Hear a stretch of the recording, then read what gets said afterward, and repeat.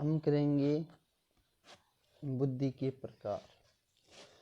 बुद्धि होती है 3 प्रकार की। एक होती है मूर्त बुद्धि, एक होती है अमूर्त बुद्धि और एक होती है सामाजिक बुद्धि। ठीक है, तो सबसे पहले हम देखेंगे मूर्त बुद्धि कौन सी होती है।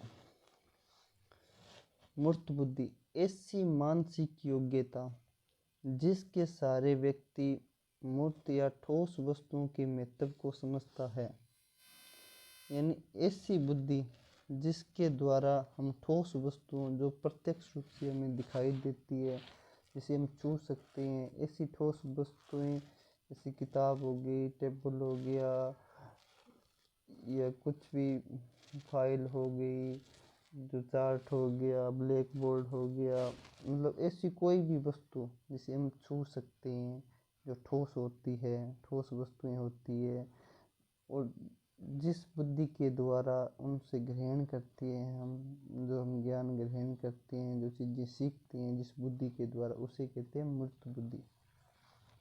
इसे व्यवहारिक बुद्धि भी कहते हैं। नॉर्मली सी बात है, जो हम आँखों से देखते हैं, छूते हैं, उसको व्यवहार में भी उपयोग करते हैं, इसलिए इसे व्यवहारिक बुद्धि भी कहते हैं। जिन बालकों में मूर्त बुद्धि होती है उनमें हस्तकलाओं की क्षमता अधिक होती है, वो अपने प्रैक्टिकली वर्क ज़्यादा करते हैं, हाथ से काम ज़्यादा करते हैं, वे सफल इंजीनियर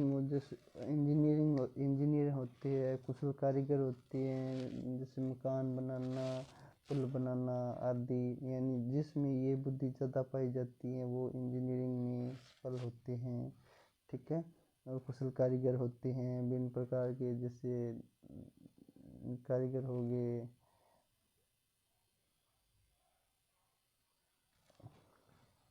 अमूर्त बुद्धि। इसके बाद दूसरी आती है अमूर्त बुद्धि। अमूर्त बुद्धि, इस बुद्धि का संबंध पुस्तक के ज्ञान से होता है, जो हम किताबें पढ़ते हैं, यानी जो भी पुस्तकें हम पढ़ते हैं, जो किताबें पढ़कर ज्ञान ग्रहण करते हैं, वो हमारी अमूर्त बुद्धि के द्वारा ग्रहण किया जाता है। ये इस बुद्धि वाले व्यक्ति हैं वो ज्ञान अर्जन करने में बहुत ज़्यादा रुचि लेते हैं। ठीक है, जिसमें ये बुद्धि पे पाई जाती है वो ज्ञान ग्रहण करते हैं, किताबें पढ़ कर या जो भी चीज़ें होती है पढ़ कर ग्रहण करने में ज़्यादा रुचि लेते हैं। ये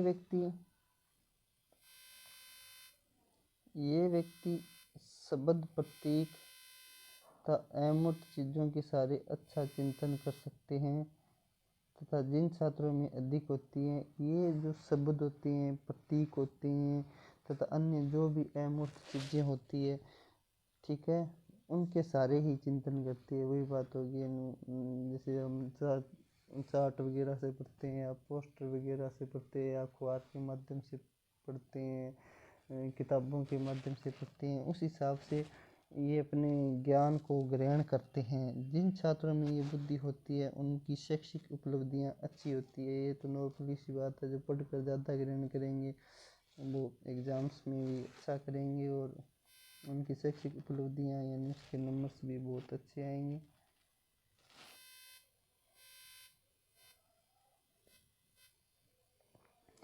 इसके बाद हम आते हैं जो ये होते हैं ना अमूर्त बुद्धि वाले विद्यार्थी, ये जो वकील हो गया, डॉक्टर हो गया, दार्शनिक हो गया, कलाकार हो गया, साहित्यकार हो गया, ये सब होते हैं। इसके बाद बुद्धि का तीसरा प्रकार होता है सामाजिक बुद्धि। इस बुद्धि वाले व्यक्ति व्यवहार कुशल होते हैं, यानी समाज के लोगों के साथ उनका जुड़ाव अच्छा रहता है, वो उनका व्यवहार अच्छा रहता है, बोलने में वो अच्छे होते हैं, अपनी बातों को रखने में वो अच्छे होते हैं, सामाजिक संबंध अच्छे होते हैं। वही बात आई, अच्छा आचरण करने की क्षमता होती है, अन्य लोगों से मिलजुल कर सामाजिक कार्यों में भी हाथ बटाते हैं। ठीक है, और ये बुद्धि व्यक्ति को समाज में समायोजित करती है तथा उनसे ये समाज को सहायता प्रदान करती है तथा समाज से भी अपने लिए सहायता लेते हैं। इस प्रकार ये एक दूसरे की सहायता लेकर अपने जीवन का भी अच्छे से निर्वहन करते हैं तथा लोगों की भी सहायता करते हैं। इस बुद्धि वाले व्यक्ति अच्छे मंत्री हो गए, कुछ मंत्री हो गए। आजकल मंत्रियों की जो इमेज है वो ऐसी नहीं है, लेकिन फिर भी जो मंत्री होते हैं वो इस प्रकार की बुद्धि वाले होते हैं भी, वो समाज के लिए कुछ कर सकें या जो भी। और व्यवसायी हो गया जो, उसका तो हमेशा ही लोगों के साथ जुड़ाव होता है और वो अपने कार्य को लोगों के माध्यम से ही करता है। ठीक है, जैसा उसका व्यवहार होगा लोगों के साथ उतना ही उसका कार्य अच्छा हो गया। जो सामाजिक कार्यकर्ता हो गए, जो कूटनीतिज्ञ होते हैं, ये सारे सामाजिक बुद्धि वाले व्यक्ति होते हैं।